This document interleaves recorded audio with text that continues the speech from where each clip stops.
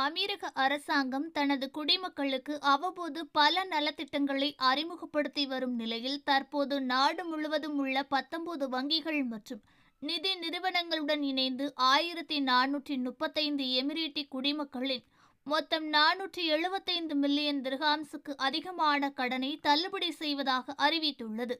இந்த முயற்சியானது அமீரக ஜனாதிபதியான ஷேக் முகமது பின் Zayed Al Nahyan அவர்களின் உத்தரவுகளை பின்பற்றுகிறது.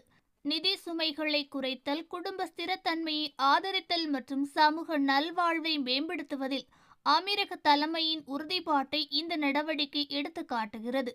மேலும் இந்த கடன் தள்ளுபடியானது ஒரு சிலவற்றிற்கு பொருந்தும் என்றும் கூறப்பட்டுள்ளது. மனிதாபியமான மற்றும் மருத்துவ வழக்குகளுக்கும் குறைந்த வருமானம் கொண்ட கடனாளிகள், இறந்த கடனாளிகளின் குடும்பங்கள், குறைந்த வருமானம் கொண்ட ஓய்வு பெற்றவர்கள் மற்றும் மூத்த குடிமக்களுக்கு இந்த கடன் தள்ளுபடி பொருந்தும் என கூறப்பட்டுள்ளது. இது குறித்து வெளியான தகவலின்படி, வங்கிக்கான கடன் தீர்வு ஒவ்வொரு கடனின் தன்மை மற்றும் நோக்கத்துடன் தொடர்புடைய கடுமையான சட்ட மற்றும் ஒழுங்குமுறை அளவுகோலின்படி மேற்கொள்ளப்படும் என்று அத்தியாவசிய மற்றும் தேவையான கடன்களுக்கு முன்னுரிமை அளிக்கப்பட்டது என்றும் கூறப்பட்டுள்ளது. மேலும் வங்கிகளின் பெயர்களும் அறிவிக்கப்பட்டுள்ளது.